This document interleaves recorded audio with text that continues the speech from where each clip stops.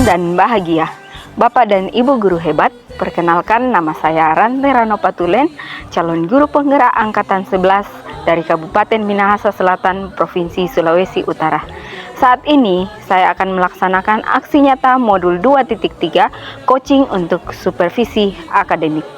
Selamat menyaksikan. Selamat siang Pak Rocky. Selamat siang. Oke, bagaimana kabarnya hari ini? Baik. Sesuai dengan jadwal yang kita sudah tentukan, kita sudah sepakati bahwa besok kita akan melakukan observasi kelas. Nah, sejauh ini Pak Rocky punya persiapan sudah seperti apa? Untuk persiapan sudah selesai, yaitu persiapan yang dibuat adalah pembuatan modul ajar, baru LKPD, baru ada video pembelajaran untuk materi untuk peserta didik yang berbasis konten. Berbasis konten kan? Iya. Nah, oke, Pak. Jadi sesuai dengan pendampingan yang kita sudah lakukan kemarin ya Pak. Iya. Nah, untuk itu kalau boleh tahu Pak, untuk materinya hari ini yang akan diobservasi besok materi apa? Untuk materi yang akan diobservasi besok tentang zat dan perubahannya. Zat dan perubahannya. Nah, dari materi ini zat dan perubahannya, kira-kira tujuan pembelajaran yang Pak Rocky ingin capai yaitu apa? Untuk tujuan pembelajaran yang ingin dicapai itu yang pertama, siswa dapat mengidentifikasi sifat-sifat fisika dan sifat fisika kimia berdasarkan unsur-unsur kimia. Lalu yang kedua, siswa dapat membedakan perubahan fisika dan perubahan kimia. Dan yang ketiga, siswa mampu melakukan eksperimen sederhana untuk mengamati perubahan zat yang terjadi. Oke. Dari 3 tujuan pembelajaran yang Pak Rocky sudah sampaikan tadi, kira-kira untuk area pengembangan yang hendak Pak Rocky capai nanti seperti apa Pak? Nah, untuk area pengembangan yaitu yang pertama diferensi konten, yang salah satunya yaitu ada video pembelajaran. Tetapi karena nantinya di materi ada eksperimen sederhana, jadi kontennya ada dua. Yang pertama untuk diamati dalam bentuk video, dan yang kedua dengan melakukan eksperimen sederhana secara langsung. Anak-anak atau peserta didik bisa mengamati secara langsung. Lalu yang kedua yaitu pembelajaran sosial emosional. Nanti sebentar dalam hasil eksperimen nantinya pengamatan ada diskusi kelompok, di mana di situ ada pembelajaran sosial emosional, di mana siswa dapat mengambil keputusan secara mandiri dalam berdiskusi dalam kelompok ataupun mungkin dalam presentasi kelompok. Jadi untuk area pengembangannya Bapak nanti akan fokuskan di diferensiasi konten dan pembelajaran sosial emosional. Nah, kira-kira untuk mencapai area pengembangan tersebut, strategi apa yang Pak Rocky gunakan? Strategi yang dipersiapkan yaitu yang pertama yang digunakan adalah pembelajaran bermodel problem based learning. Jadi di situ kalau kita ketahui bersama, problem based learning itu yang berbasis masalah. Jadi siswa yang mengamati masalah apa yang itu. Lalu yang kedua ada eksperimen sederhana. Nanti di situ diberikan masalah, siswa yang mengambil keputusan untuk mengamati, baru dia mendiskusi kelompok. Baru yang ketiga itu ada diskusi kelompok dan presentasi kelompok. Di hasil diskusi nantinya dari pengamatan eksperimen sederhana, baru siswa akan menyampaikan presentasi di dalam kelas. Jadi untuk strategi yang Bapak sudah persiapkan yaitu menggunakan model pembelajaran problem based learning, terus mereka akan eksperimen sederhana dan mereka akan diskusi secara berkelompok dan nanti mempresentasikan hasilnya. Nanti kelompok yang lain akan menanggapi. Dan gantian. Jadi kalau ada 2 kelompok, nanti setiap kelompok akan mempresentasikan hasil, baru ada tanya jawab di sesi selanjutnya. Baik sekali ya Pak Rocky. Iya. Semoga untuk observasinya besok boleh berjalan dengan baik, dan saya bersyukur sekali untuk persiapannya, ternyata sudah dipersiapkan secara matang. Oke, sampai ketemu besok di observasi kelas. Iya. Demikian Pak, sampai ketemu. Terima kasih. Oke. Selamat pagi anak-anak. Apa kabar hari ini? Puji Tuhan, kita baik saja. Nah, sebelum kita memulai dengan pembelajaran kita di hari ini,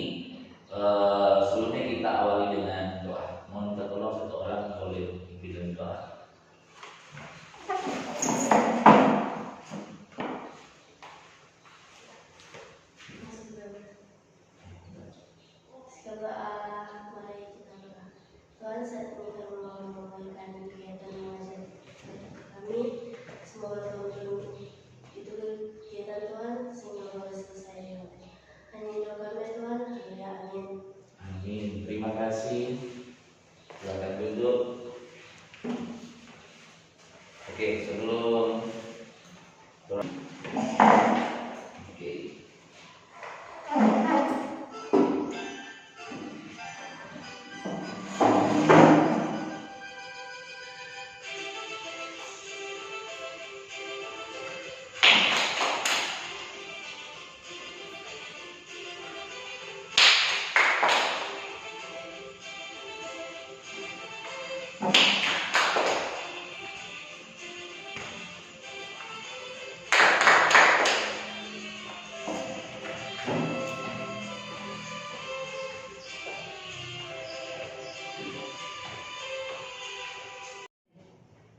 Untuk materi hari ini kita yaitu sat dan perubahannya. Nah, tujuan pembelajaran kita hari ini yaitu yang pertama, peserta didik dapat memahami konsep sat, sifat-sifat kimia dan perubahannya, baik perubahan fisika maupun perubahan kimia. Lalu yang kedua, peserta didik mampu mengidentifikasi perubahan sat dari bentuk dan sifat fisika. Yang ketiga, peserta didik memahami penerapan disiplin dalam kegiatan belajar baik sikap, tanggung jawab, kolaborasi, dan keterlibatan. Oke, karena tadi kita telah menyaksikan video pembelajaran tentang apa itu sat dan perubahannya, di mana sat itu atau bisa juga disebut materi. Di materi itu sama juga dengan bahasa lain atau kata lainnya adalah sat. Contoh bersama, sat itu adalah sesuatu yang memiliki massa dan menempati ruang. Nah, kalau beberapa contoh dari bentuk-bentuk sat. Bentuk sat itu terdiri atas 3. Yang pertama yaitu padat, cair, dan gas. Dan perubahan-perubahan kimia dan perubahan fisika. Kalau fisika apa tadi contoh yang sudah dijelaskan? Yaitu perubahan atau suatu zat yang bisa berubah, yang bisa orang amati secara langsung, mulai dari dia berbentuk padat, dia berubah menjadi cair, itu perubahan fisika. Sedangkan untuk perubahan kimia itu apa? Perubahan bentuk yang disertai dengan apa? Pembentukan zat baru. Nah, untuk membuat adik-adik lebih mudah mengerti, kita akan membuat eksperimen. Tetapi untuk eksperimen kali ini dalam bentuk tayangan video, nanti adik-adik mengamati dari hasil reaksi atau perubahan fisika dan perubahan kimia yang akan ditampilkan dalam slide video. Nah, sebelum orang menonton, kita akan bagikan LKPD yang sudah disiapkan.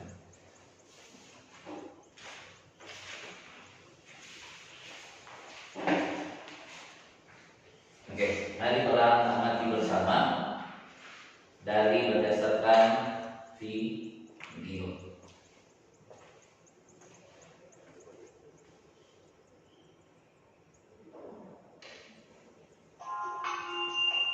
Ini terlalu ada es batu yang prosesnya sementara mencair.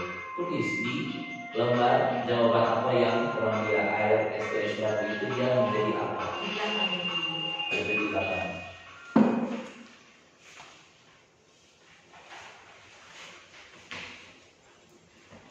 Oke. Nah, itu untuk orang amati perubahan yang terjadi saat es batu mencair.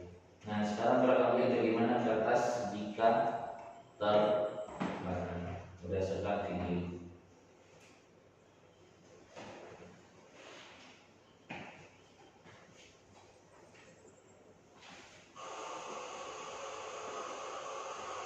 Ini kertas yang dibakar menggunakan lilin. Baru apa yang akan terjadi setelah dia terbakar keseluruhannya.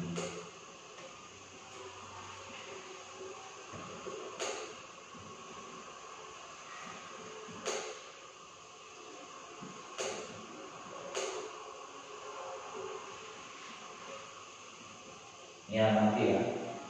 Ini kertas terbakar, tablet terbakar, oke sebentar tersisa apa nanti kalau sudah terbakar. Nanti orang bilang apakah ini sebentar kalau besok sudah terbakar bisa tak berubah kembali menjadi kafas semula. Itu Anda catat berdasarkan Quran.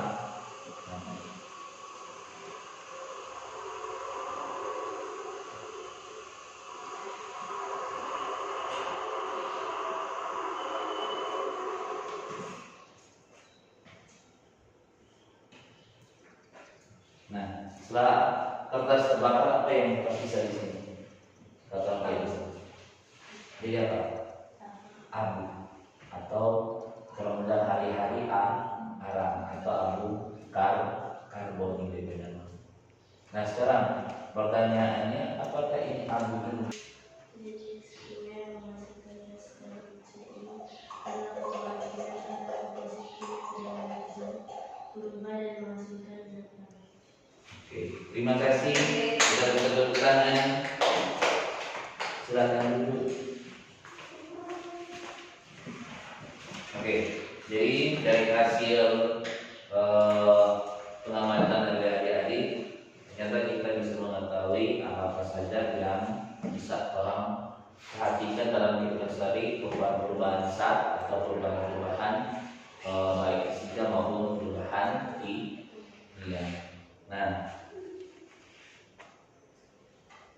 telah bikin kesimpulan bersama yaitu ternyata saat itu adalah sesuatu yang Selamat pagi, Ner. selamat pagi, Cik. Tadi Ner sudah melakukan observasi di kelas. Nah, bagaimana perasaannya, Ner?